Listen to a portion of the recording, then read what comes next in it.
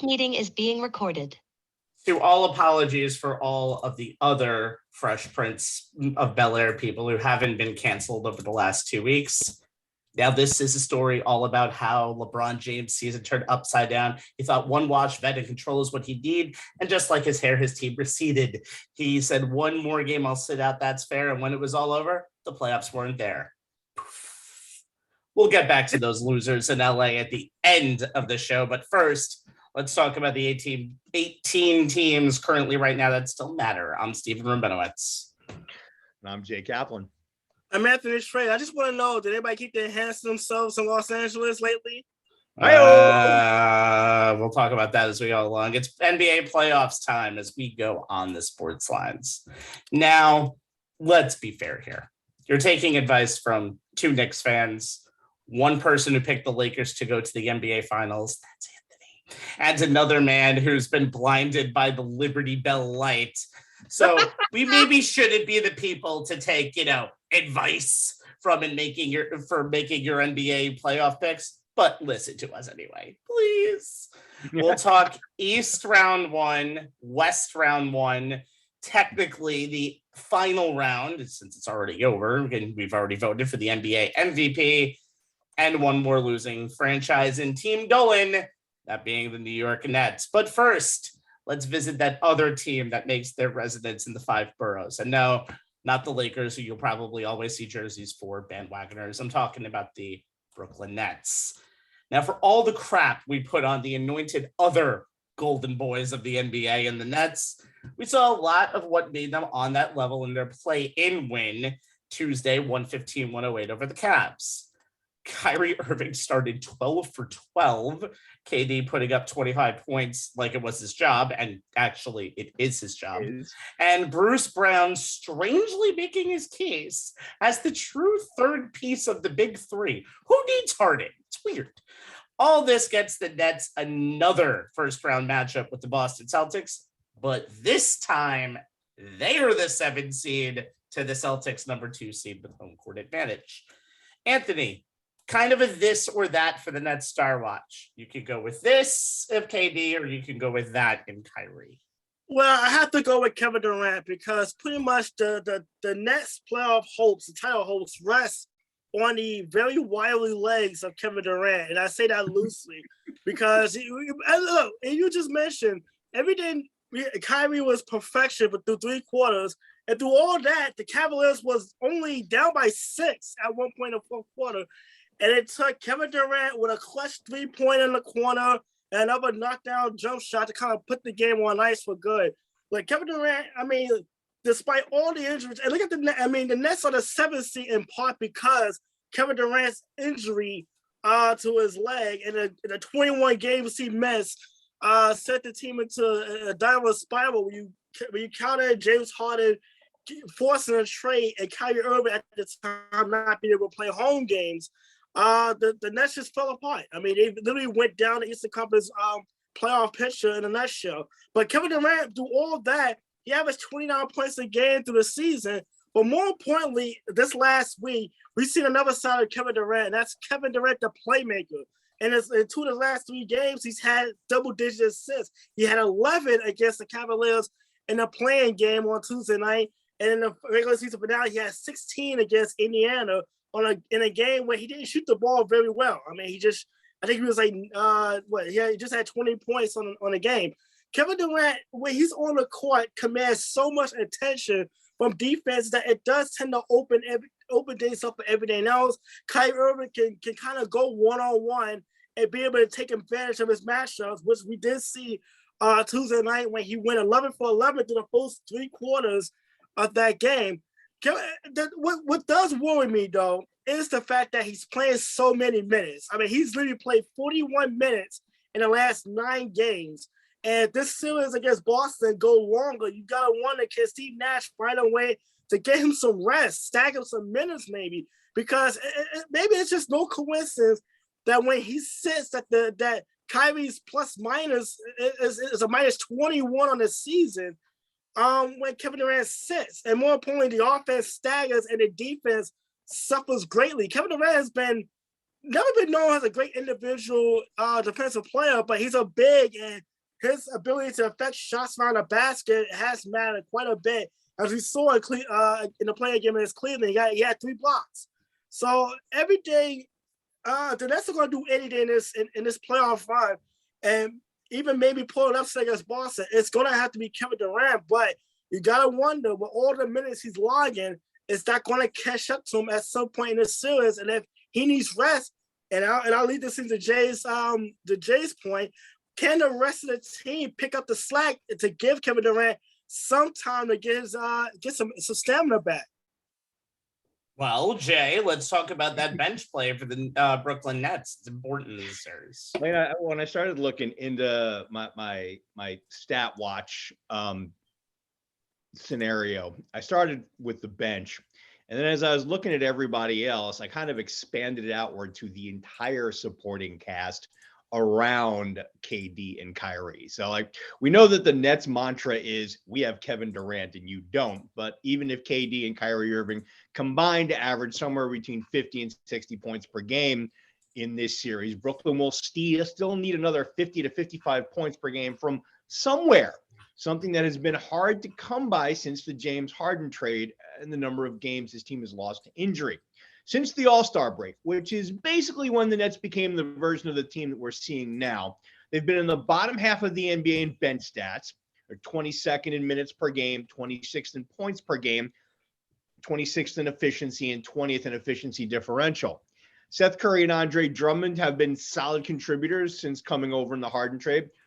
Curry's averaged 14.9 points per game. He's shooting 49% from the floor, 46.8 from 3 on 6.5 attempts per game, in a little under 30 minutes per game in 19 games since coming to Brooklyn, but he's dealing with an ankle injury. He's had 5 games over 20, but 9 games under 15. So I don't know if he's a true number 3 scoring option. Drummond's averaged a nice 11.8 points, 10.3 rebounds, double-double in 24 games since coming to Brooklyn, but he, like Curry, is basically a one-dimensional offensive player. Curry's not adept at getting his own shot off the dribble, and Drummond's basically useless outside of the paint. And both need someone else to set them up. Patty Mills, who's been, the guy off the bench this season, the most consistent guy, if you think about it. He's played 81 games, 16 games with 20 points or more, but none since dropping 22 in a February 17th loss to Washington.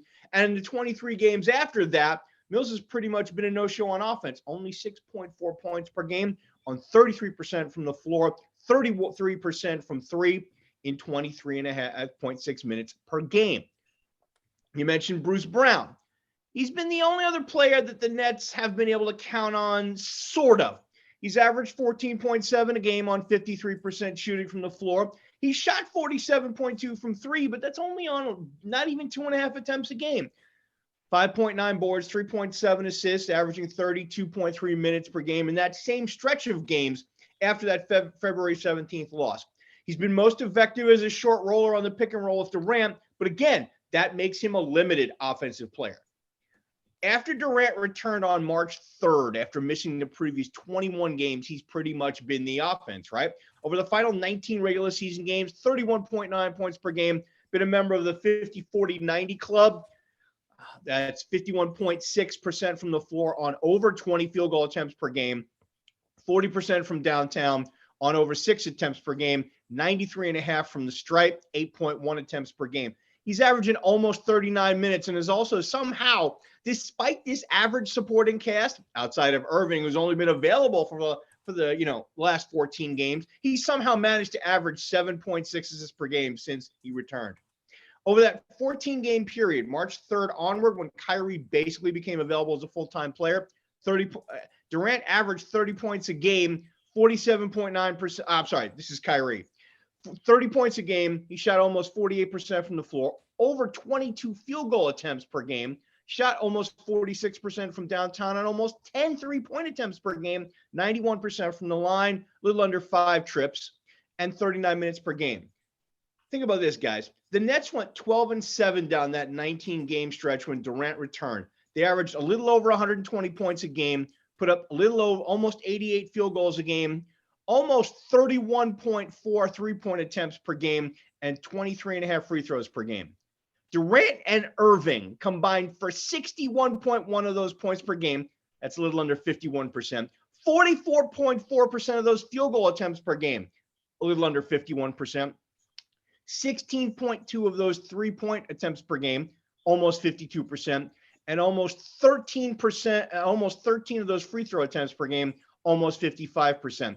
That's a lot of reliance on two guys to carry you in a 7-game series against the likes of Boston and potentially Milwaukee and Miami, the top, the remaining, those are the top 3 seeds in the East if they continue to advance. At some point in this series against Boston or in subsequent ones if they advance, teams are going to attempt to lock down KD and Kyrie and dare the Nets supporting players to beat them. They'll need consistent production from someone or several someones if they hope to survive the gauntlet that is the NBA playoffs. So far, I don't know that I trust it. I completely agree with you, and especially Gordon Dragic and Seth Curry are both playoff veterans, and you can't have – they were on the floor for 44 minutes combined, and they had 3 points and only shot the ball 7 times. That is unacceptable. Boston's not the deepest team. There's no real deep teams in this Eastern Conference really except Miami, but if even one of the combo of KD and Kyrie is not playing at 100%, they're losing this series, and they're losing this series quickly. Back to Anthony's point, that's my main concern for KD. KD is a lot of mileage on him over these last few games. Every time they've wanted to play KD less than 40 minutes, the Nets have given up points on defense. That's even the biggest concern in my book. That defense, you can't get into a 130-120 game because you don't have the horses to get to 130 with that team. And one of the reasons why they don't have the horses is because the best player on the court currently at this time in that game is Jason Tatum. Now, in that series last year between the Celtics and the Nets, where the Celtics were the 7 and the Nets were the 2, Tatum went off, most specifically in game number 3, where he went for 52 points. There was no Jalen Brown last year in the playoffs, and the team was pretty much a sinking ship that was ready to change their regime. But this year, since March 1st, Tatum's numbers are 31 points, 6.9 rebounds, and 5.2 assists a game. He shoots 5.26% overall and 43% from 3. Tatum reached it was 50 against the Nets in game 3 of the playoff series last year. And just a little over a month ago on March 6th, he went for 54, and he literally just ran one play over and over again. Baseline jumper, baseline jumper, baseline jumper. He is really the reason why this Celtics team is where they are right now. They have a cohesive unit.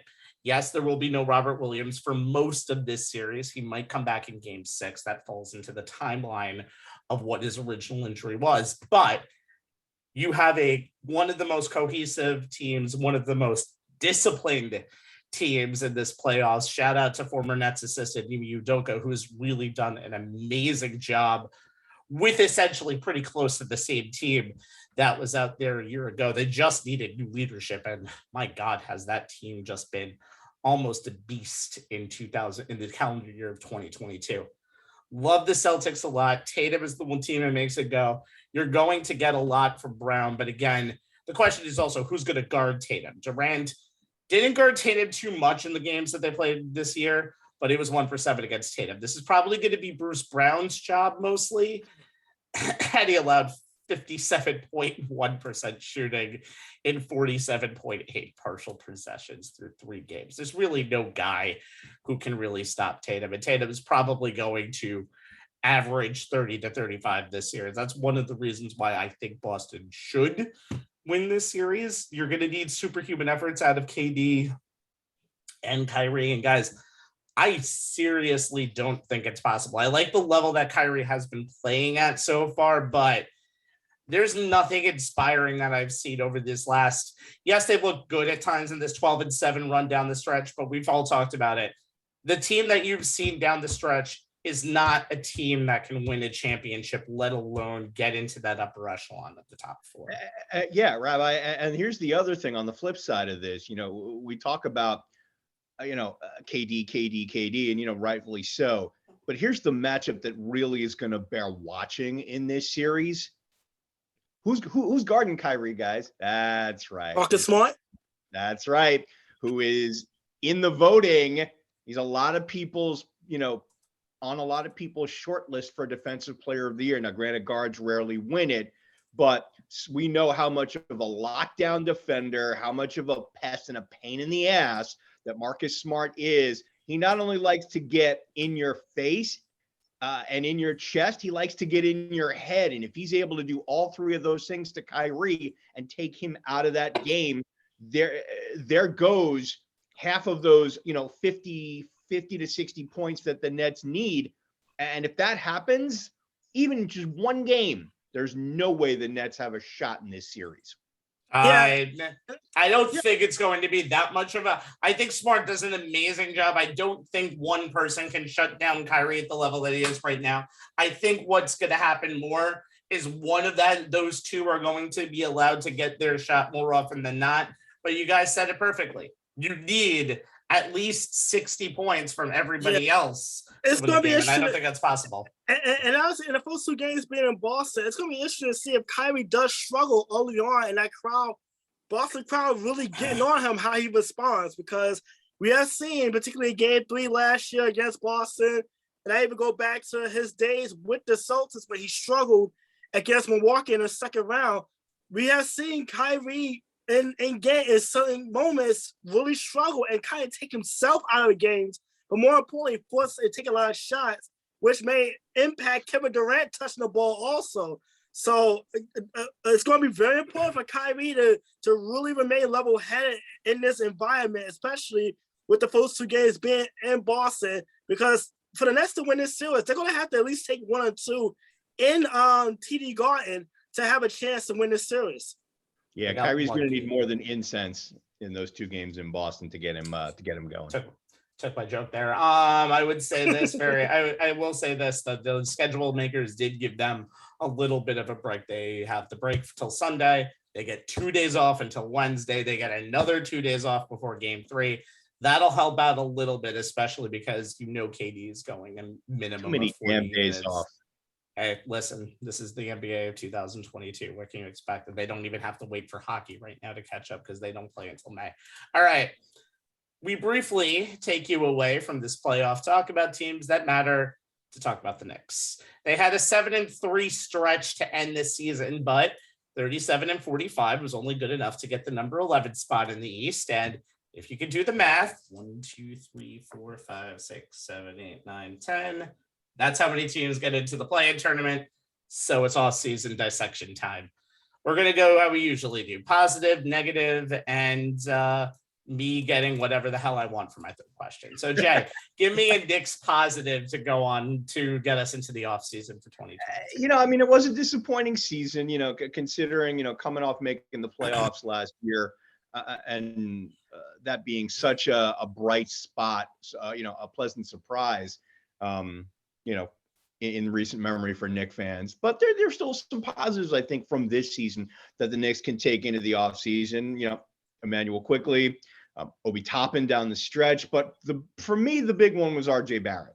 Had a career high in points per game at 20 per, upped his field goal attempts per game to 17, his three-point attempts per game and free throw attempts per game, both 5.8. Tied his career high in rebounds per game at 5.8 and assists at 3.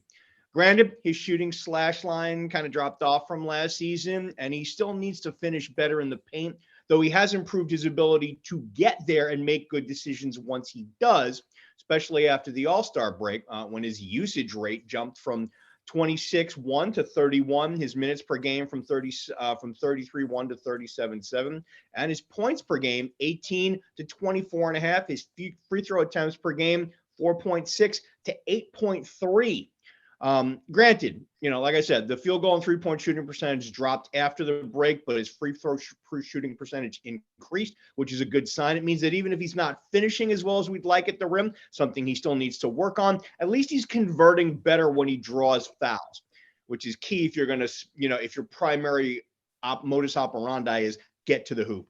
He's also gotten better at finding open shooters when he draws defenders on his forays into the paint, especially for open corner threes. He has improved enough that has he improved enough that the Knicks feel comfortable handing their 21-year-old forward a 5-year, $184 million extension this offseason? That kind of remains to be seen, and how the Knicks handle this will be a very interesting offseason storyline. Barrett's improvement as a scorer may say yes, but his shooting slash line and his efficiency stats may kind of lean towards no. Barrett has said he wants to be a Knick for the long term, but max extensions are rare for players coming off rookie scale contracts who are not already all-stars. Then again, the Knicks know that they have a likely building block in Barrett, key component for the future, both on and off the court. So it makes sense to try and work something out and keep the number 3 draft pick from 2019 at MSG and keep developing him. Yeah, I completely agree. And I think the more important question is, can you give RJ Barrett just the keys in general? And I think doing that might mean the parting of Julius Randle. That's going to be the very important question, because his unhappiness, which was very shown in his body language at the end of the season, shows that the leader of this team is really the younger players, especially RJ. Season that might have been needed for the Knicks, because they had gotten into the play and they were going to be pretty much like what the Hornets were last night. All right, Anthony, let's go negative. Give me a negative that will carry over that we need to discuss in 2020. Well, you just mentioned it at the aforementioned negative, and it's shocking, because it's not really shocking, but it is disappointing because he was such a big part of the Knicks getting to the playoffs last year, and that is Julius Randle. I mean, coming off an All-Star, his post All-Star appearance and Most Improved Player award. Across the board, it was just a disappointing season. He still averaged 20 points a game, 9 rebounds and 5 assists, but that's way below his average from last year, 24 and 10 and 6 assists and 37 minutes a game. But not to mention his 3-point shooting just completely plummeted. Way down from 41% to 31%.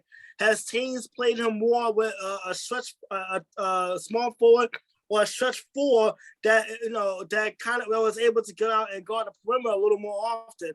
But that wasn't the thing that hurt the Knicks as much as it was his attitude. It started with the thumbs down gestures towards the Madison Square Garden crowd in January against Boston.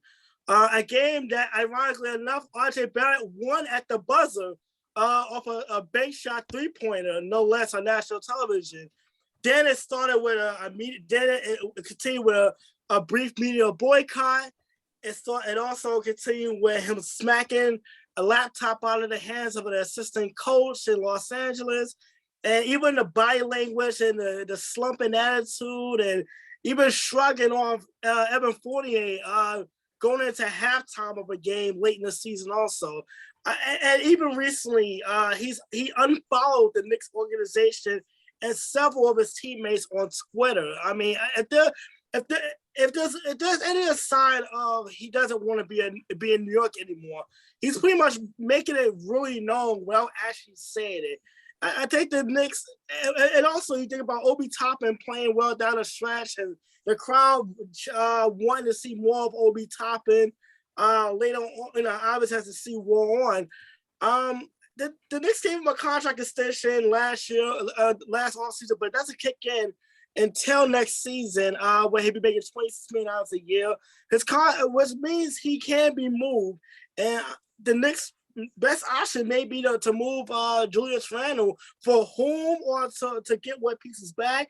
That's still to be seen. But right now, maybe for the morale standpoint, to move. I mean, when you think about the younger players and how they excelled in Julius Randle's absence, as opposed to him being there, I think the best thing for Leon Rose to do is to find a trade suitor to move Julius Randle and the kind of closest chapter, because right now, Julius Randle's attitude has been just as negative as his play this season. And I think that pretty much sums up the frustration of watching the 2021-22 New York Knicks in a nutshell. First of all, the one funny thing is I really do like how that team ended down the stretch of the year, but you don't know always because of the fact that at the end of season, there were a lot of very curious games out there. It seemed like a lot of teams were kind of not mailing it in, but kind of phoning in the rest of their season, which is kind of funny because the Knicks were definitely not one of those teams. And that's a scenario where I've seen Knicks teams in the past really phone it in. For me, I want to talk about the one thing that every season ends up becoming a case, and it's going right back to it again. It's point guard.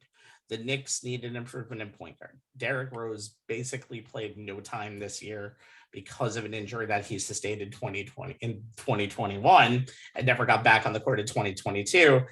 And even though, again, it was a low-risk play for Kemba Walker, the reward was much less than no risk, low risk, so to say. It was low risk, no reward, basically getting Kemba Walker on this team. So they have to try again for a point guard on the market. And why not go for the Mavericks, Jalen Brunson? He's had a very good season with the Mavericks, 16.3 points, 4.8 assists, 3.9 rebounds, a very good defensive player. One of the main reasons why the Mavs are actually a 500 team without Luka Doncic, which could be important come Saturday, which we'll talk about in just a few minutes. Brunson's going to gain a lot of interest this summer, but many people believe that Brunson is a top target for the Knicks. He's a man who is a good floor general, a player who kind of really helped out the Mavericks in the discontent, really, of Porzingis and Doncic never really working out as both as Mavericks. He was kind of a guy that really became a number two guy. Brunson, though, was always the subject of trade talks at the trade deadline, for God's sakes, because he's going to be worth a lot of money. You're going to have to overpay for him. I want the Knicks to overpay the hell out of Jalen Brunson. If there's not a lot of, there's needs that this team has, but I don't think what they did last year is going to accelerate the timeline of getting a star over here. There might be a lot of Dame Lillard talk again coming in the offseason, but you don't want to risk your future to get Dame over here. And I think the main thing is let's get another young player in here, Jalen Brunson. Let's let him run the show a little bit, get the ball out to Barrett, get the ball out to Toppin. There is a very good young team for the Knicks that can be unearthed here. It's just a question of a ton of things. Can they succeed in a conference where 43 wins is now the benchmark for 10th, when last year it was the benchmark for almost 4th and 5th? And do the Knicks have a team that can get you a postseason run? Because this is going to be year 3 of the Leon Rose era. And if you don't get results in this year coming up, you don't have too many excuses left. And I know Knicks fans are not really used to seeing it get torn down and blown up and torn down and blown up. But guess what? That's about to happen again, because that's the story of the New York Knicks. And you're going to have to make a move or two. I'm not saying pay a lot of people, overpay a lot of people. They kind of re-signed a lot of people that probably shouldn't have been signed for the amount of money that they were. I'd also be surprised if Evan Fournier lasts too much longer over here, although he will probably start the season next year. But the Knicks just have to find a target, get that target, and then see what's left. And that's why I think Jalen Brunson should be here. Yeah, and I add this too. Think about go back to the point guard situation. Tips have to realize, one, Alec Burke is not a point guard. All right, he is not at all forward who just had ball handling. He is not a point guard. And number two, Emmanuel quickly, for as good as he is, he can be streaky. He's not a point guard. He's really a 2-guard masquerading as a forward. McBride's a nice young prospect, but I don't think he's ready to really step into even come out of a reserve role right about now.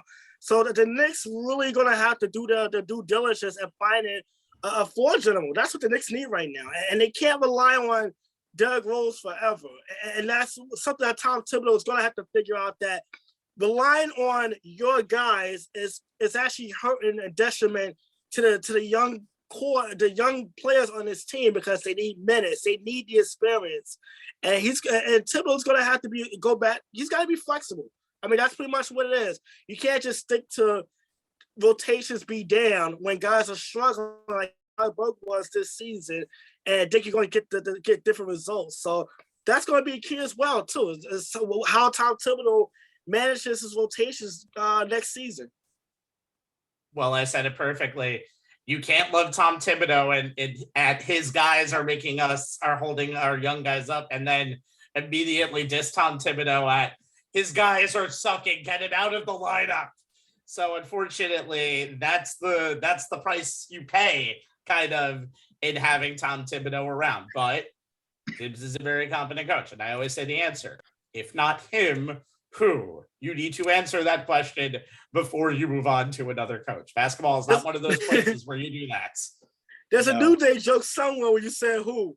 Who. Yeah. But we're going to move on because this is a basketball show, not a WWE show this week. Sorry about that. Hello. All right. Guys, we've talked about the Nets series. So we, by law, have 3 other NBA Eastern Conference matchups that we must dissect. So we'll look at all 3 of them. There are series involving teams from the number 1 seed in the Miami Heat. Just doesn't look like a number 1 seed, but Heat culture. To the number 6 seed in the Chicago Bulls, who is basically the living embodiment of the Wolverine meme looking into the picture with all of the players that have been missing time this year with injuries. We'll talk about that in just a moment. But first, welcome to another edition of Sixers Talk with Jay Kaplan, North of the Border edition, as a series to watch. Hey, what can I tell you? The team is actually good. Y'all remember the years I suffered through the process, so I don't mind having a chance to talk about these guys as the second season begins. But you mentioned it, that it's north of the border. That means the Raptors, and of all the opponents Philly could have had to start the postseason against, guys, Toronto is the absolute worst matchup they could have. Starts with Toronto's defense, 5th in defensive efficiency after the All-Star break, forcing turnovers at the association's 2nd highest rate. Toronto doesn't really worry about playing with a true center, even though they have a few of them on the bench, because their starting lineup can switch 1 through 5, largely because they have 3 big wings with length who can effectively play like centers as long as they get some double team help in the post. Scotty Barnes, 6'9", 7'3" wingspan. Dude's got future all defense written all over him. Pascal Siakam, 6'9", 7'3" wingspan. OJ Anunoby, 6'7", 7'2" wingspan. All that length and quickness makes this a very effective trapping team, which causes all sorts of problems for Philly, starting with how it affects James Harden. Last regular season matchup between the 2 teams, right before the end of the season. Harden made plenty of plays for others, 15 dimes against 3 turnovers. He only shot 3 of 12 from the floor, 1 of 4 from 3, got to line only 6 times in almost 40 minutes in a 119-114 loss. Overall, 2 games against Toronto as a Sixer, 8 for 24 from the floor. Most of that being defended by Barnes, the Raptors Rookie of the Year candidate. He's been a lockdown defender since day 1. Harden's only shooting 37% from the floor and only 30.6 from 3 on a little over 7 attempts in his last 10 games. Perhaps a week off will help his hamstring, which the Sixers have said is in a good place. But he's looked noticeably slower in attacking one-on-one matchups in recent weeks, something he usually thrives on. He's been struggling to finish at the rim, and right now, he doesn't look like someone capable of beating an elite switching defense and keeping the Sixers afloat. And that's not good under any postseason circumstance for Philly, but especially not against this team. Sixers need the version of Harden that they saw right after the All-Star break, when he averaged a little under 23 points, almost 7 boards, 10.5 dimes, shot 43% from the floor, 37% from 3 on 6.5 attempts, and almost 89% from the stripe on almost 10 attempts. Philly was 8-2 in those 10 games, with Harden averaging 38 minutes. If you can play like that, he'll still need Embiid to carry the team. And speaking of Embiid, the Sixers MVP has mentioned multiple times that Toronto's aggressiveness against him is unlike any other team's. He was able to score against Toronto in the 3 games he played. 29 points, put up 11 3 boards, 2.7 assists. True shooting percentage of a little under 59, 36 minutes per game. But it's been the case all season. The Sixers hemorrhaged points when Embiid was on the bench, as they still have not figured out what to do in the minutes that he does not play. The only time they even had it somewhat figured out was when Andre Drummond was backing him up. Oh, where's Drummond now? Oh, that's right. He's in Brooklyn. In the 74 minutes Embiid played against Toronto in those 2 games after Harden came over, Sixers outscored Toronto by 15. In the other 22 minutes, Raptors outscored Philly by 25. Raptors didn't really stop Embiid this year. They really only barely slowed him down, but even that barely could very well be the difference in winning and losing in this series. And the Sixers won victory over Toronto this season that Embiid played in back in December. He went for 36, 11, and 4. He shot 11 of 16 from the floor, 12 of 14 from the line. And 2 losses over the season's last few weeks. Embiid still put up a combined 51 points, but he shot a combined 16 of 42. 4 assists against only 6 turnovers. That's a sign the Raptors' aggressive defense is making him get off the ball earlier than he would like. The Raptors do have a defensive weakness. It's guarding smaller, quicker guards like Tyrese Maxey, who dropped 19.8 in 37 minutes in 4 games against the Raptors this season. He's 29 of 55 from the floor. It's a little under 53%. 8 of 16 from 3, even 50. 13 of 14 from the stripe. Almost 93%. If Harden struggles offensively, the Sixers are going to need Maxey to pick up the slack. Now, he's shown he's capable of scoring from in a variety of ways, off the ball when playing alongside Harden via spot ups or transitions, and in the 2-man game with Embiid, utilizing dribble handoffs and pick and rolls. Maxey also might be the best option for the Sixers when Embiid sits, as he's capable of trading buckets for the Raptors, keep things even in those 8 to 10 minutes Philly's going to be without their MVP candidate. With that in mind, it's going to be very interesting to see who Doc Rivers starts alongside Embiid, Harden, Maxey, and Tobias Harris each game. That foursome is outscoring opponents by almost 18 points per 100 possessions, according to Cleaning the Glass, which is among the best in the NBA, as well as how Rivers staggers them with the bench units. And there's where this comes into play. The Sixers' defensive game plan, especially against Siakam, who shredded them this season, 30 points in 38 minutes, almost 9 boards, over 8 assists, almost 51% shooting, almost 58 true shooting, especially for the games in Toronto where Matisse Thybulle, Philly's best perimeter defender, not going to be available because he does not meet Canada's vaccine requirements for foreigners entering the country. And that's going to be anywhere from 2 to 3 games, depending on how long this series goes. Sixers need to make this a normal playoff series for them. What does that mean? They need to keep things methodical. They're the 4th most efficient half-court offense in the NBA since Harden's arrival per Cleaning the Glass, as opposed to the chaos that Toronto wants to wreak havoc using.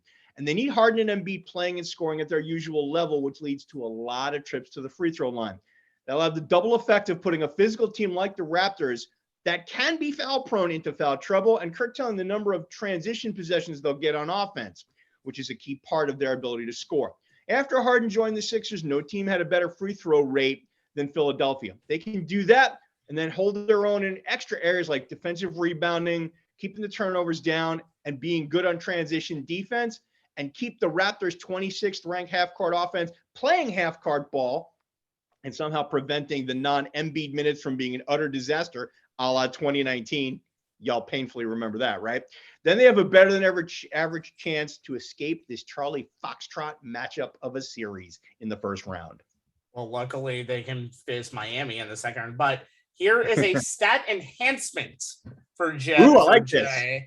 That I just found out. So in the last 5 seasons, when OG Anunoby was covering James Harden, here are the numbers. This is a 5-game span.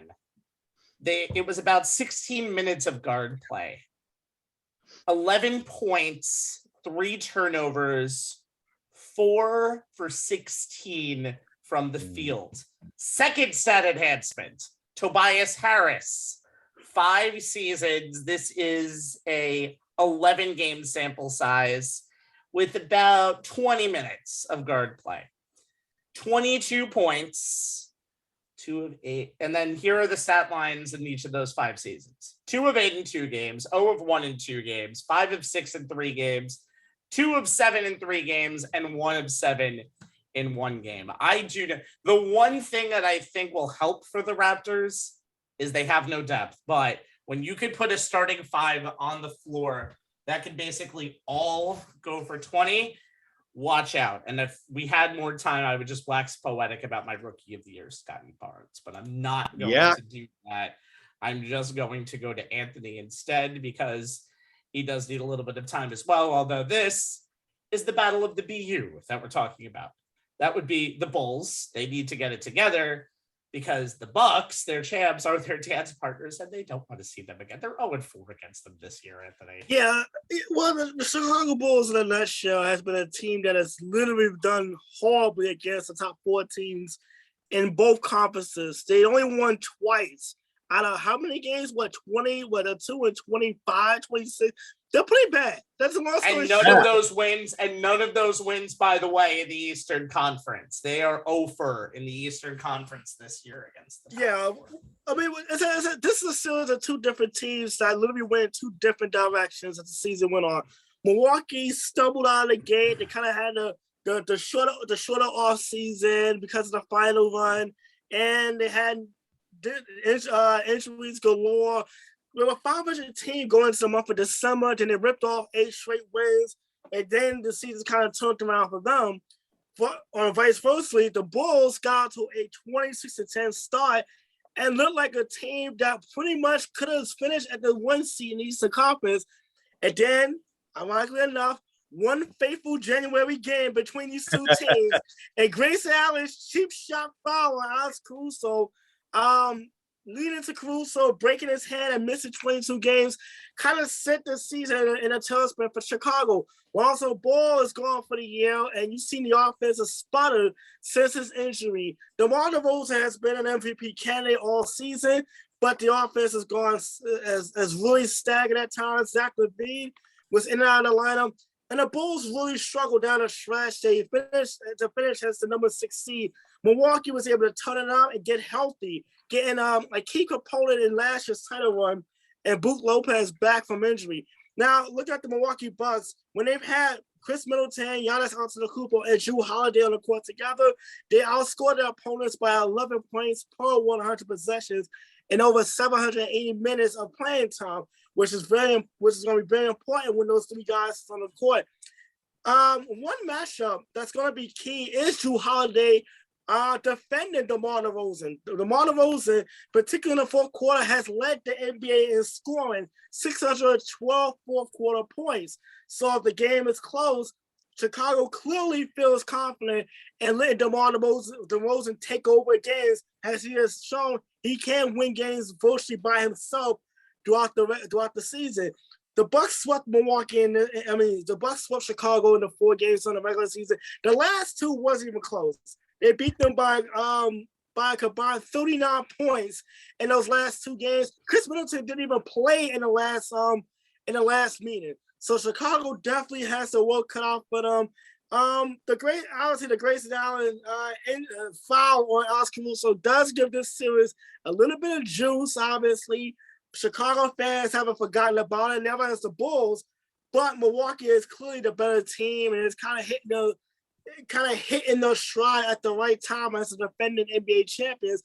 They did sit there with their starters, and obviously this is important because the series I'm talking about in the next segment kind of is a 180 for what happens when you decide to play your starters as opposed to sitting them in a meaningless regular season finale game. Milwaukee is going to be well rested. Antetokounmpo, MVP candidate, obviously averaging 33 a game against Chicago in this season.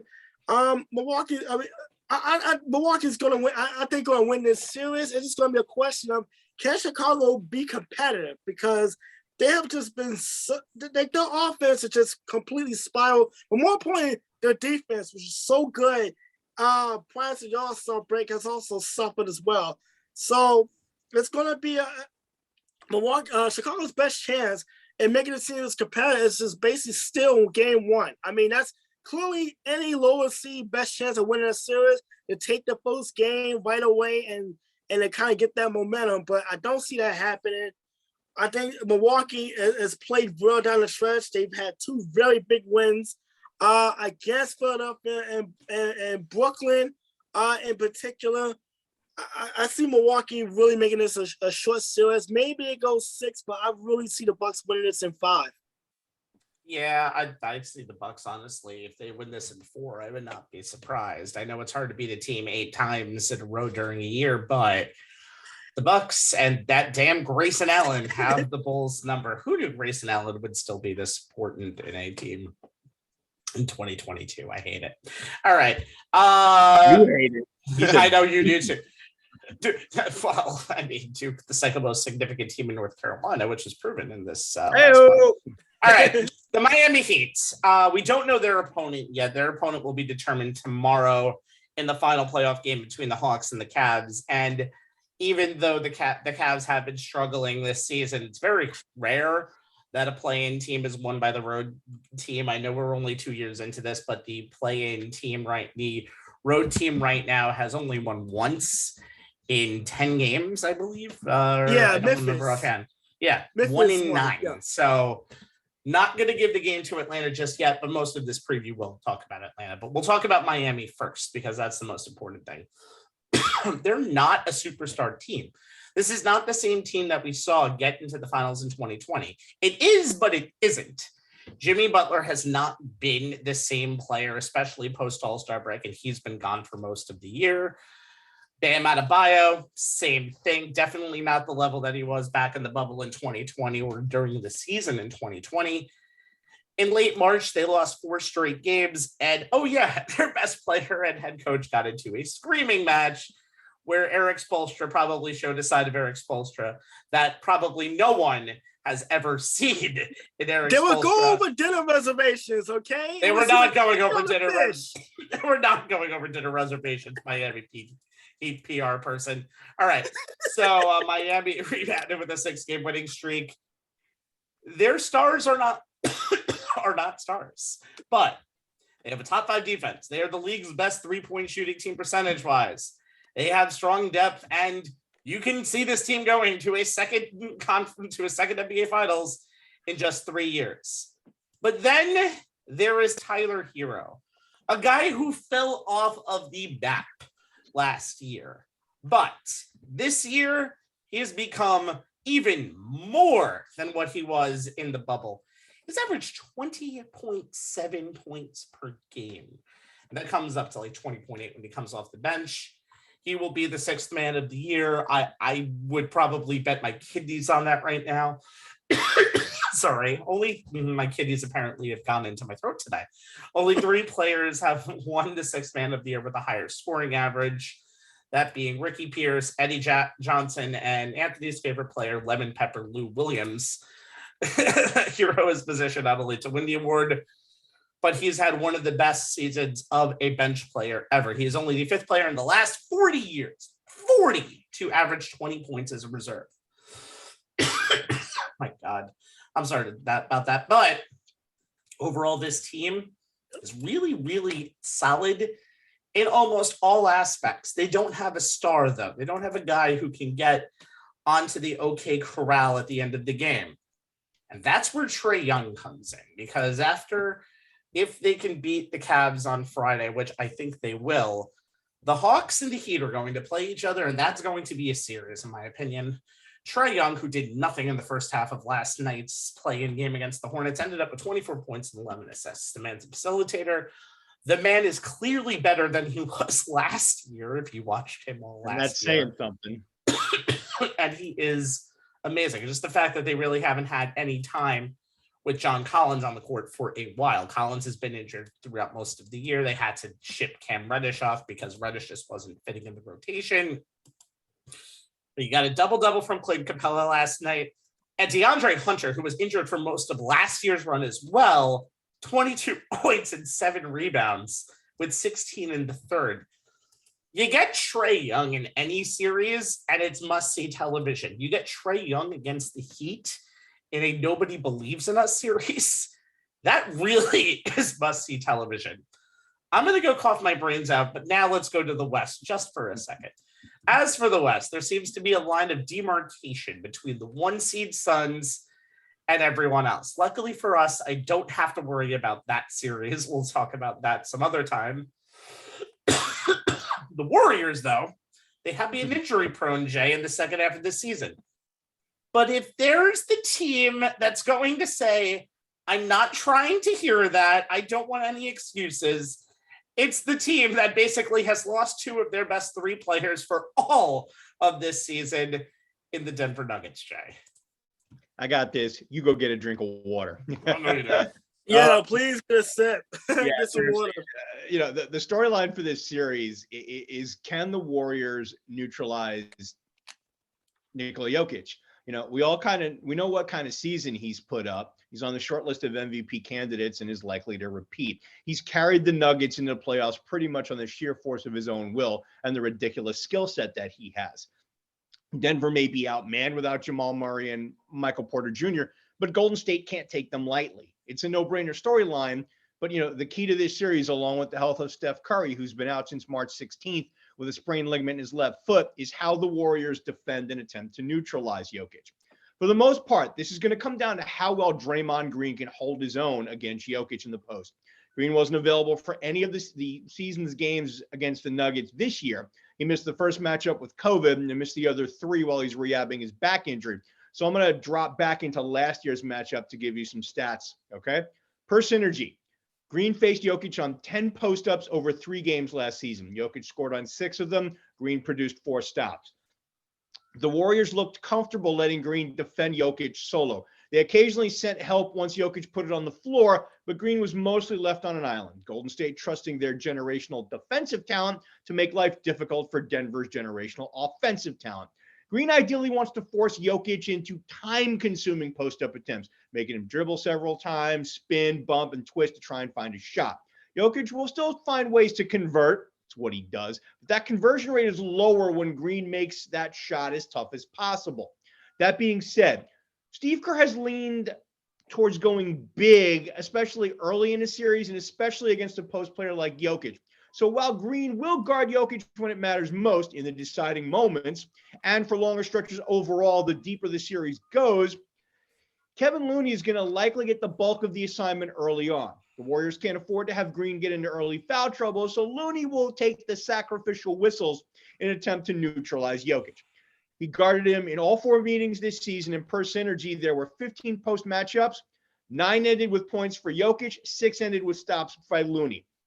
The Warriors did occasionally send help Looney's way, but it usually came late. In the 4 regular season games, the Warriors forced Jokic to pass out of the post 26 times.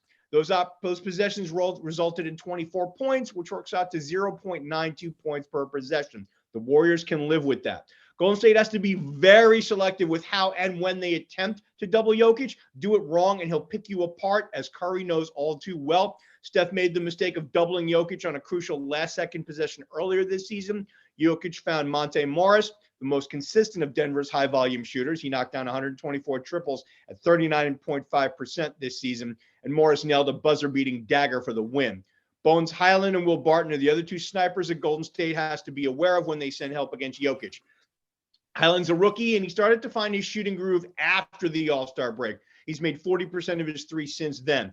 Barton is a notorious Warrior killer, 7 career 20-plus point games against him in his career, and he dropped threes from 36.5% this season. The other way to combat Jokic is for Golden State to speed Denver up when they have the ball. To that end, once Curry's cleared to play, and how he looked in today's scrimmage would be the deciding factor, I can see Curry using a lineup that features Steph, Jordan Poole, and Klay Thompson, along with Green and Andrew Wiggins, as often as the game situation dictates or allows, to force the Nuggets to deal with a difficult-to-cover up-tempo offense.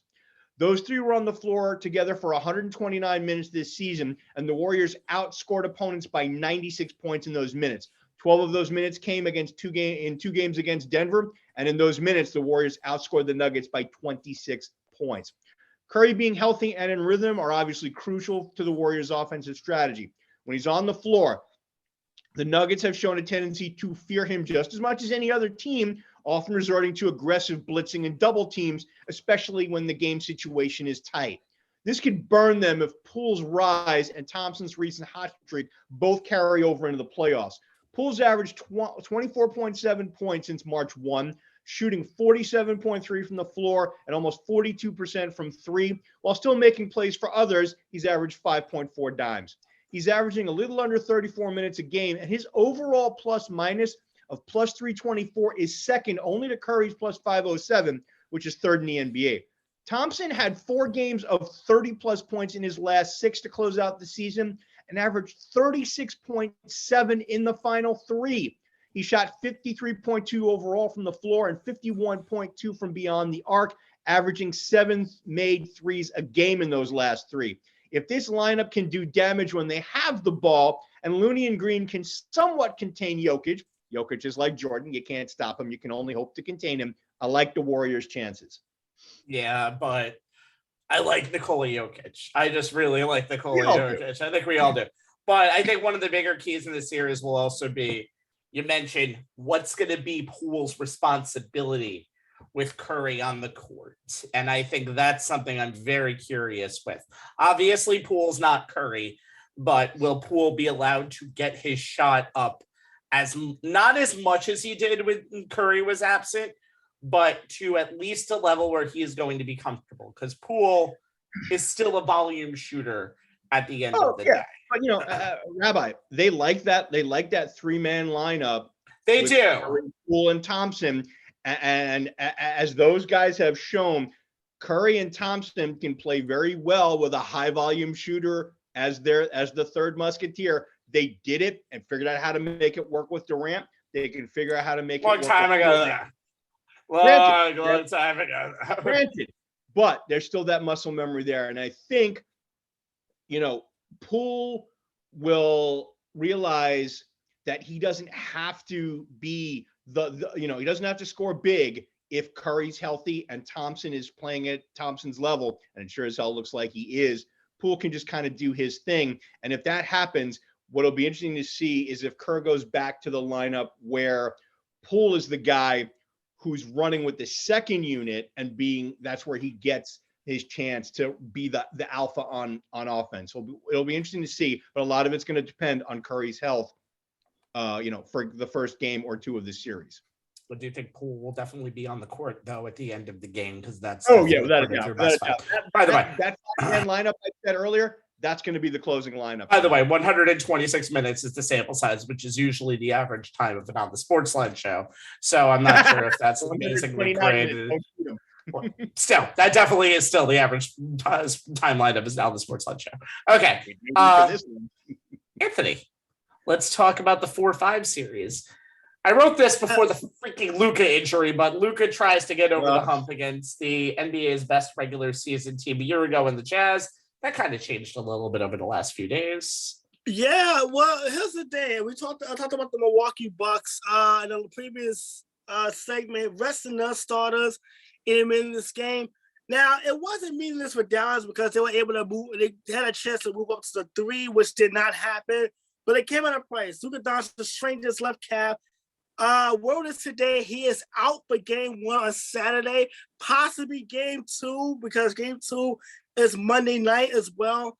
And if he does come back, which probably be next week for game 3, if at the earliest, the Mavericks may be down an 0-2 hole already, which is not a good thing. I mean, the Mavericks this season really turned around when they acquired Spencer Dinwiddie at the halfway point of the season, a guy who can score, who can get his own shots.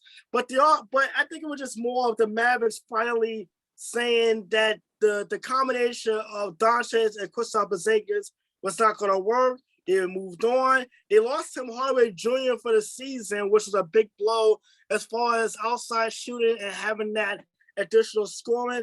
But Dinwiddie obviously played very well. The Mavericks toned it up and obviously finished with 52 wins. Whereas the Utah Jazz, have you ever seen a team that has accomplished so much during the regular season? They won 49 games. Donovan Mitchell is an all-star.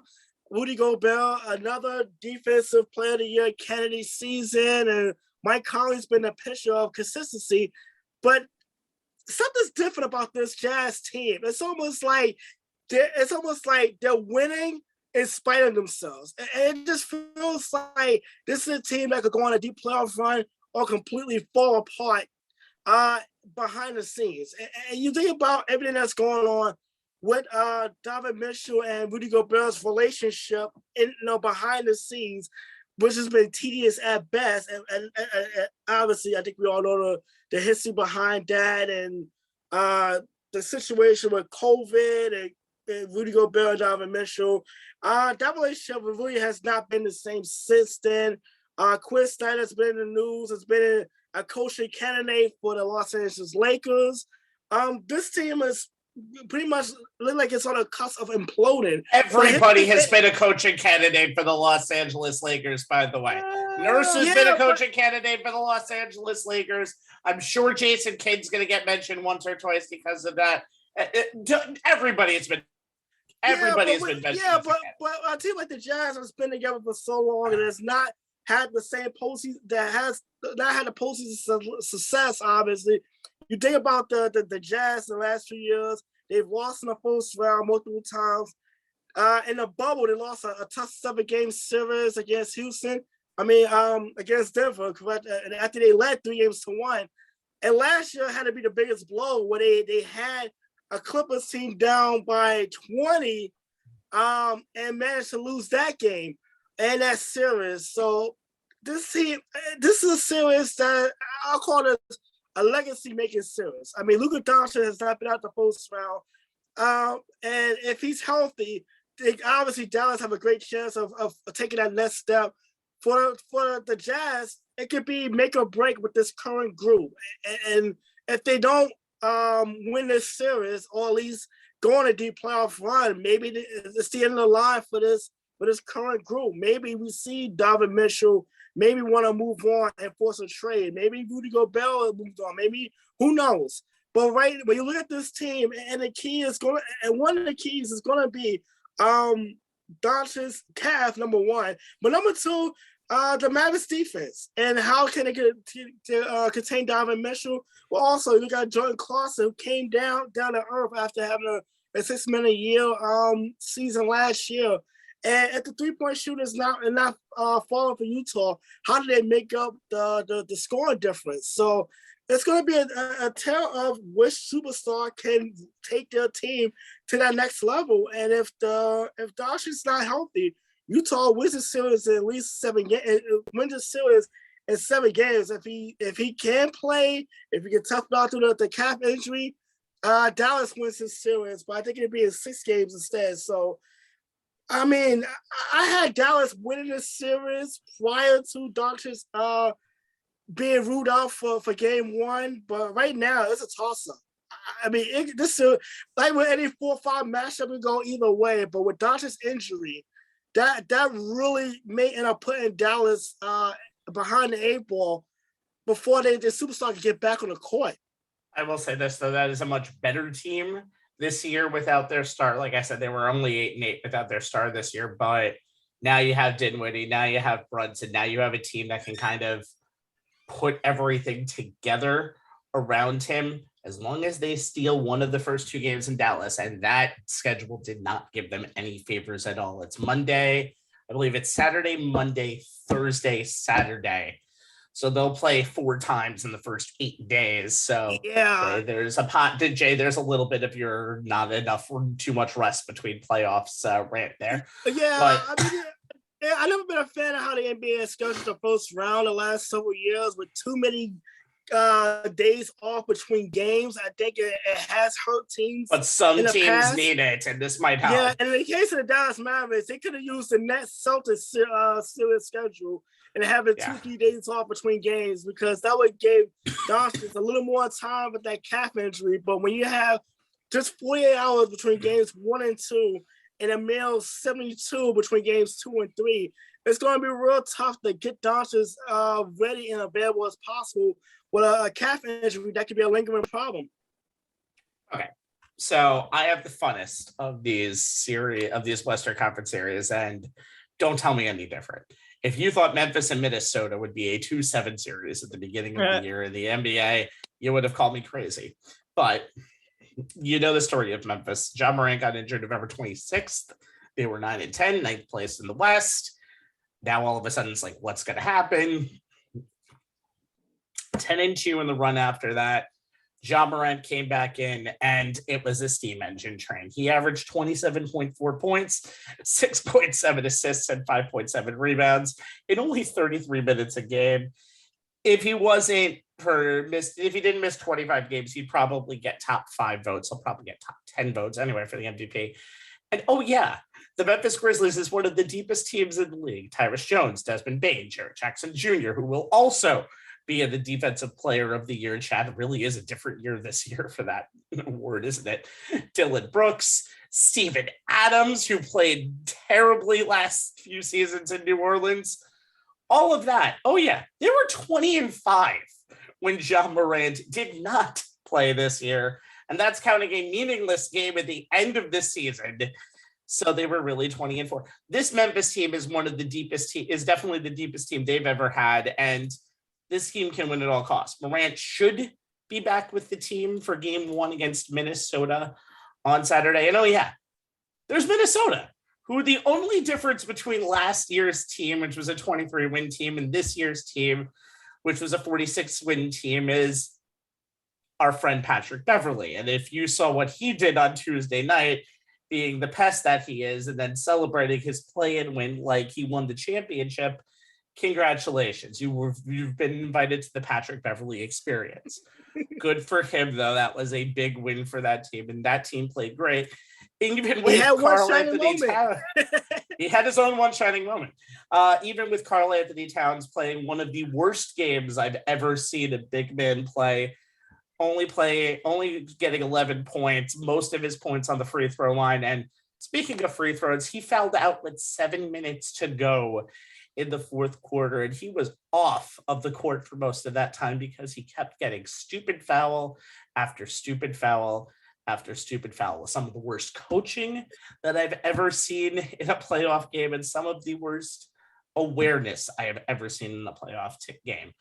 However, he is an amazing shooting big, so he is going to be perfectly fine. This team has, since 2022, has a 118.4 points per 100 possession average. Anthony Edwards, who really was the closer of that game, of that play-in game against the Clippers, along with D'Angelo Russell, has made a huge leap from year 1 to year 2. This is their first playoff appearance in 4 years. This is only their second playoff appearance since 2004. The teams went 2-2 in the regular season. And these teams went 2-2 against each other in the regular season. D'Angelo Russell went 31-4-7 on 56, 46, 79 shooting splits. 3 of the 4 games that these two teams played came down to the final 2 minutes. And here's a great stat for you. The lineup of Morant, Brooks, Bane, Jackson, and Adams in meaningful minutes outscore their opponents by over 25 points per 100 possessions. So, oh my God. And another stat for you. With Morant, when Beverly guards Morant, 14 points of 6 and 17 shooting in 20 minutes of head-to-head possessions in 4 games. That's pretty good. I can't wait to see this series. I know it doesn't seem like the sexiest series on paper, but no, it's going to be good fun. Lord. These two teams have made the NBA fun this year. I cannot wait. Yeah, I can't wait to see this series. But get back to Karl Anthony Towns. I know he had a miserable game. I'll give him a mulligan on this one because his girlfriend did posted that game took place 2 years to the day his mother passed away due to COVID-19. Okay.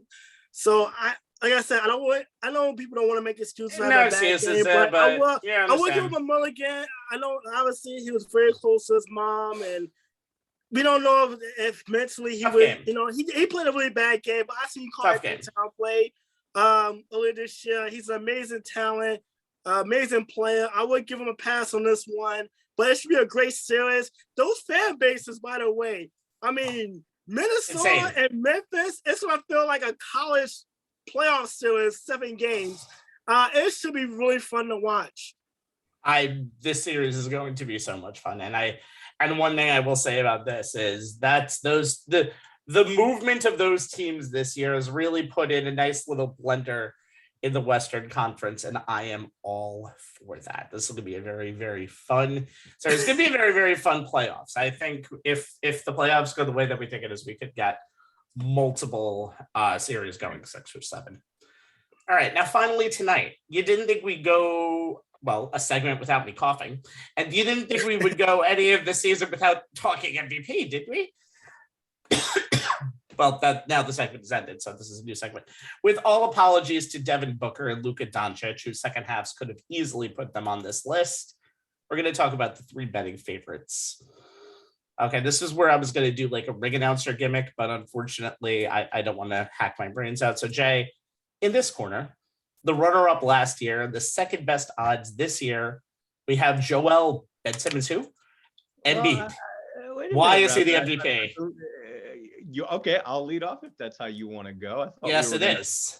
All right. Well, all right. So we've always known that Embiid has the full MVP skill set, but this is his first season where he's paired that skill set with being fully available to the Sixers on an every night basis. Yeah, he only played 68 games, but 9 of the 14 games he missed were between November 8th and November 27th, which is also known as the pre-Harden era, and the Sixers went 2-7. Is that like BC all of a sudden, the pre-Harden era? Okay. PHE. In the remaining 5 games he missed, they went 4-1, better supporting cast. So he ended up playing 59 of the final 64 games the team played. He averaged 30.6 points per game, which led the NBA, 11.7 boards, a career high 4.2 assists per game. He played a career high 33.8 minutes per game. He shot a tick under 50% from the floor, a tick over 37% from 3, and 81.4 from the stripe on a career high 11.8 free throw attempts per game for the season as a whole. But in those final 59 games, his numbers were 32 points per game, 50.7% from the floor, 36.7% from 3, 81.8 from the stripe, 12 boards, 4.2 assists. The Sixers went 37-22 over those final 59 games he played. He has the 10th season in NBA history average of 30 points, 11 boards, and 4 assists per game. Kareem Abdul-Jabbar did it twice. Wilt Chamberlain did it twice. Elgin Baylor did it 3 times. Bob McAdoo and Oscar Robertson each did it once. That's some pretty heady Hall of Fame company. And it hasn't been done since 1976 when McAdoo did it for the Buffalo Braves. Embiid's carried the Sixers this season while Tobias Harris, last season's number 2 scorer, has struggled to figure out how he fits in since James Harden arrived. And while Harden's play has dropped off to the point where we start wondering if we'll get the same version of him that the Nets did in last season's playoff, and while we keep our fingers crossed that Tyrese Maxey doesn't take a step back in the spotlight of the postseason when every opponent will be showing him a higher level of focus than he saw in his breakout regular season. Even when Harden was playing at his MVP level, the Sixers still needed Embiid to dominate, and the proof is as simple as Embiid's on-off numbers, something I touched on in the series preview with the Raptors.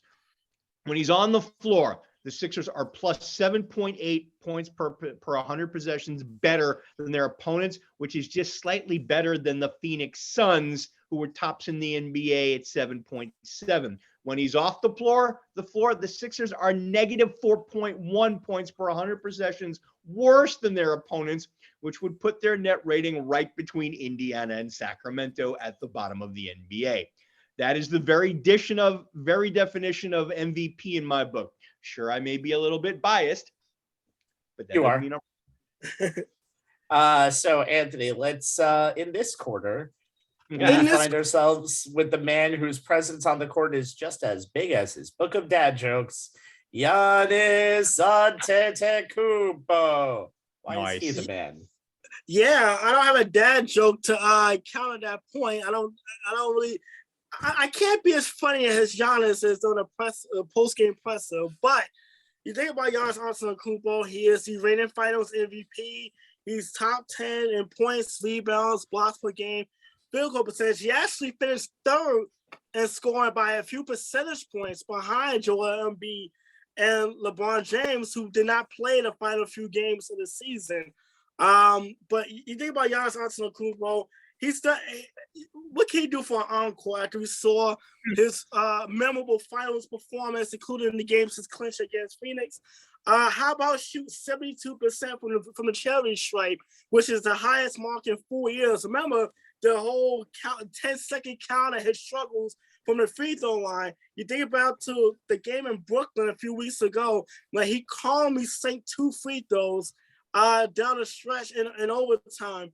In a game where he scored 44 points in Kevin Durant's house and leading Milwaukee to an overtime win. And this came 2 nights after he scored 40 against your MVP candidate, Joel Embiid, in Philadelphia, and to win that game. But Giannis Antetokounmpo has played center even this year, with Brook Lopez being out 41% actually of his playing time was at playing the 5.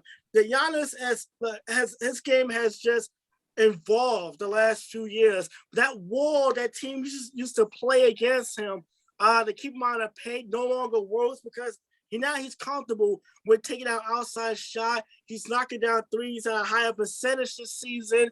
And Giannis Antetokounmpo is becoming more and more of the complete player we thought he was a few years ago. Now he definitely is becoming more of a complete player. Still a great defensive player with a high defensive rating without question. The only reason he won't win the award this year is because he's won it 2 times already. It's kind of the victim of, well, you won multiple MVPs, so we got to give it to someone else syndrome. We see him with LeBron James. We see him with Michael Jordan. Why Shaq only won 1 MVP award? We've seen it in the past with not rewarding someone an MVP award, mainly because they won it before. But Giannis Antetokounmpo has just followed up with another MVP candidate season. And obviously he got the Milwaukee Bucks in prime position to possibly get back to the finals. When you think about their path to the finals, being a 3 seed and playing possibly Boston, maybe Brooklyn in round 2, and then getting perhaps a weaker opponent in the conference finals. So a lot has set up for the Milwaukee Bucks to get back to the NBA finals. But Giannis Antetokounmpo being the driving force behind it, and even taking his game to the next level, and big games down the stretch has really been the difference. What do you call a professor who eats his students? Hannibal lecturer. Okay. Oh, so we're going to move on. There's your dad joke. Okay. So I have Nikola Jokic, and he was a plus 1,600 to begin the season to repeat as MVP, because you don't repeat as MVP, and you certainly don't repeat as MVP on a team that finished 6th in the Western Conference, closer to the play-in than the number 1 seed. But then you realize he hasn't played with Jamal Murray, who was supposed to be the Robin to his Batman at the point guard position and taking a little bit of the offensive burden around him. Then you realize he basically hasn't played all season with Michael Porter Jr., the guy who was supposed to be the other twin tower next to him. And they're still 6th right now in the Western Conference, because the stats are usually something I don't like to mention, but I have to here. Jokic is once again the leader in value over replacement player this year. Not even close. He had the 12th best defensive rebounding season all time, pace adjusted.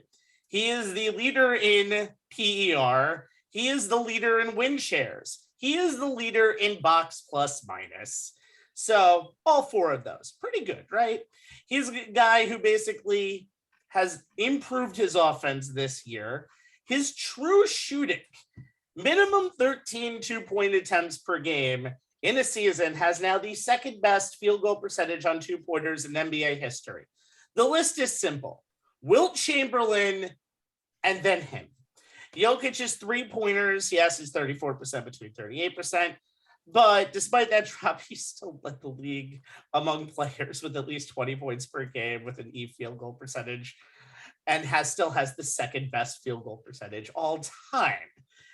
He puts on a clinic at offense. It's not even funny. And he has made a team basically full of scrubs. If Markieff Morris is your best 3-point shooter, your team should be nowhere near a 6 seed. Guess what? You're pretty good.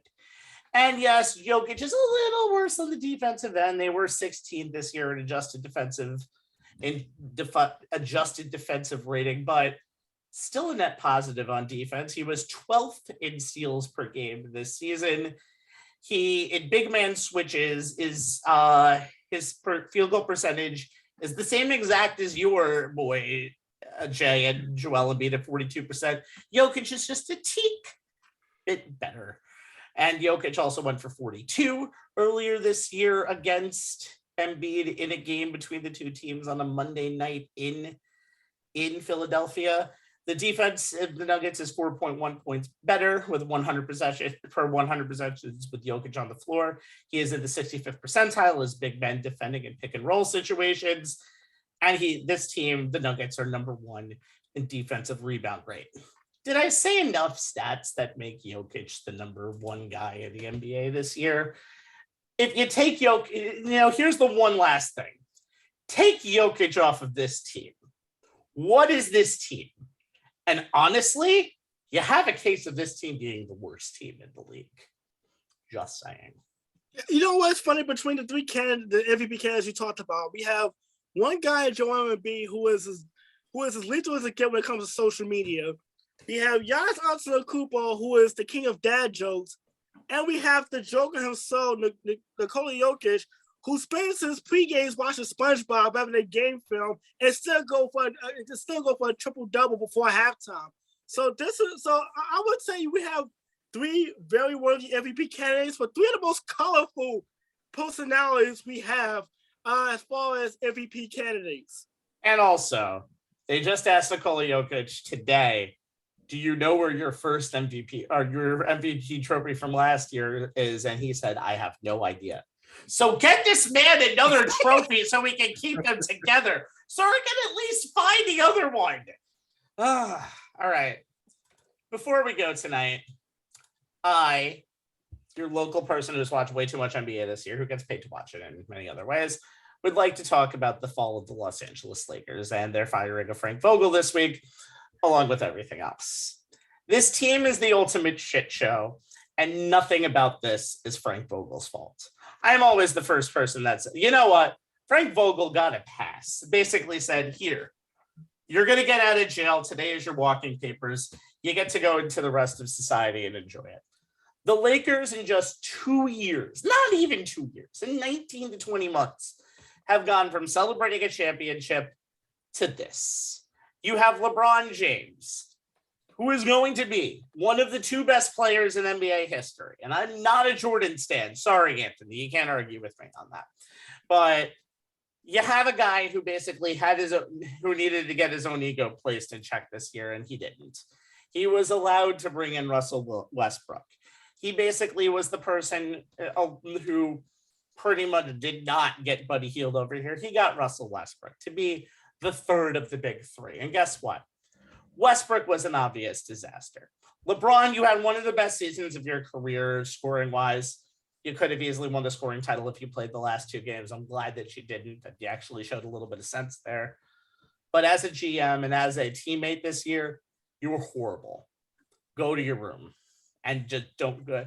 Maybe you can actually participate in social media this year because your blackout doesn't exist. As for Russell Westbrook, listen, everybody struggles through a season. You're not your game does not correlate to most of the NBA this year. I understand that. But you got to be willing to realize what you're doing wrong.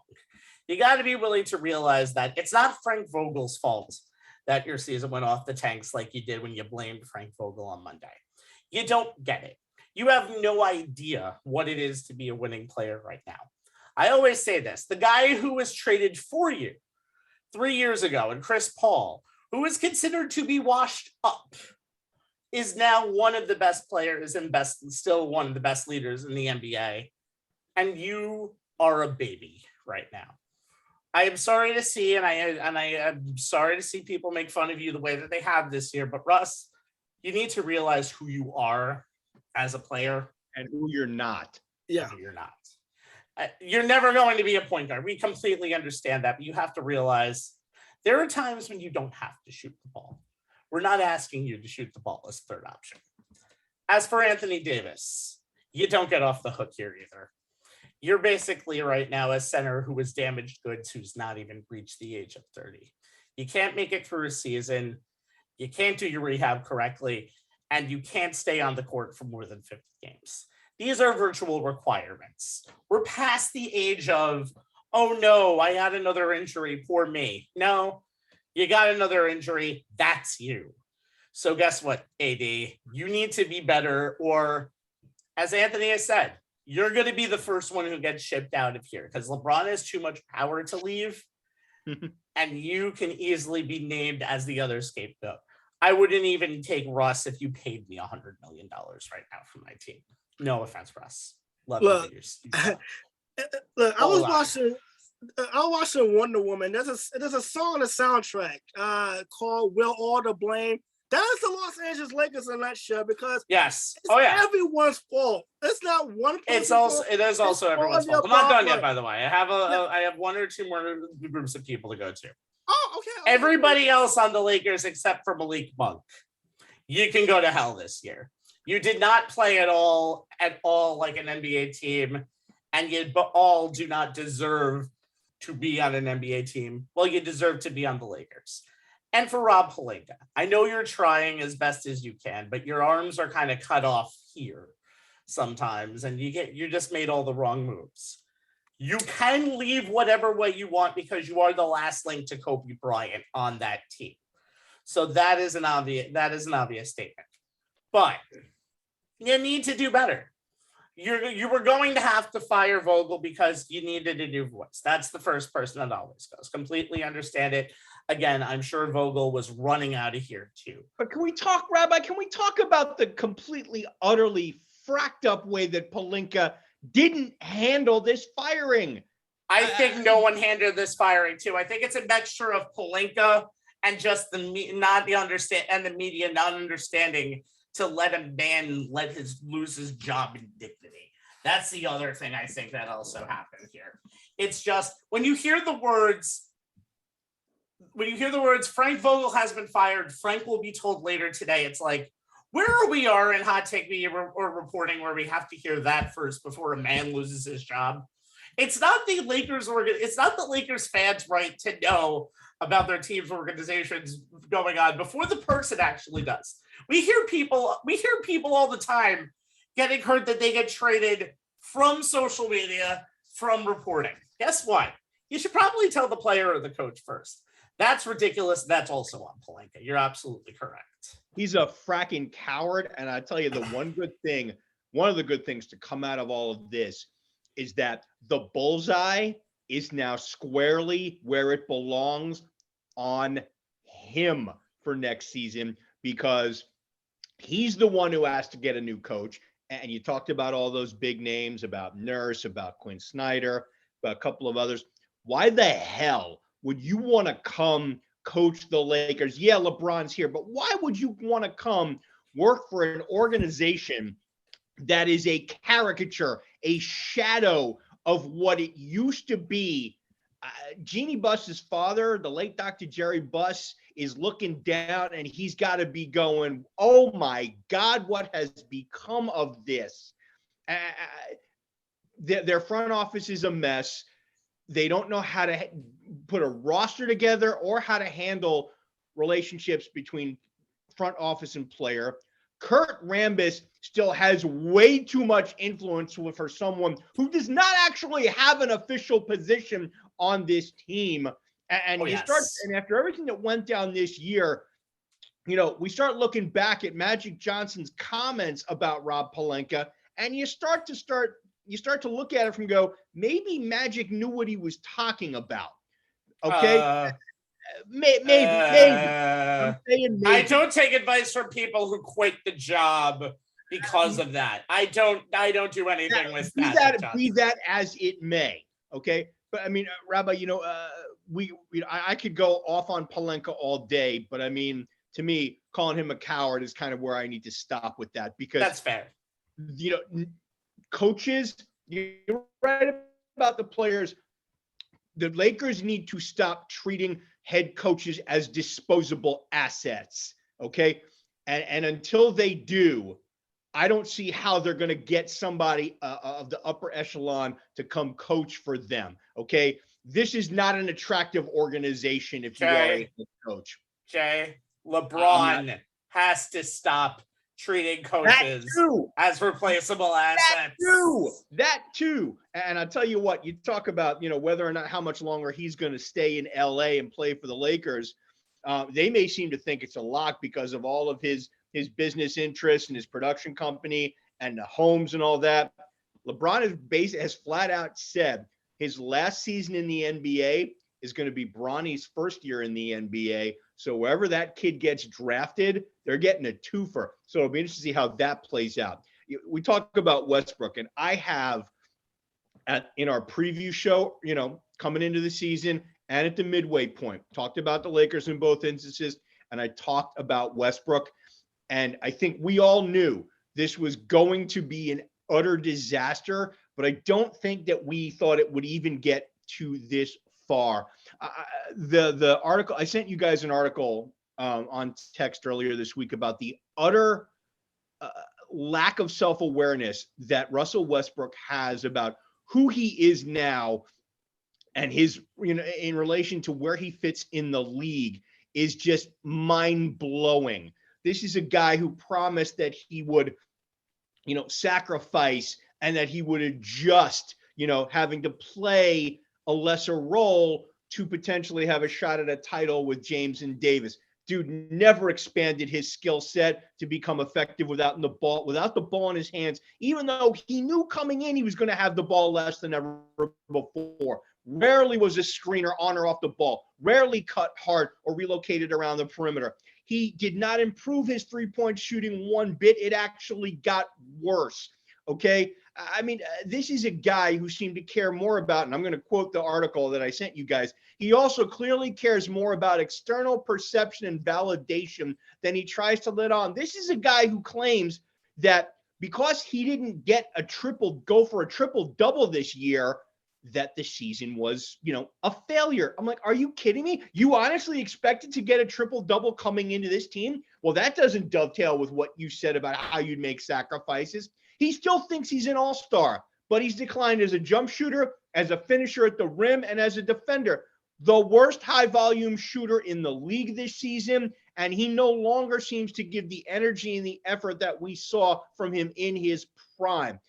He suffocates his team's offense, and it's difficult for a coach to try and put four shooters around Westbrook. For Vogel to do that, granted he didn't have enough shooters on the team to begin with, the guy's turnovers are often momentum swinging.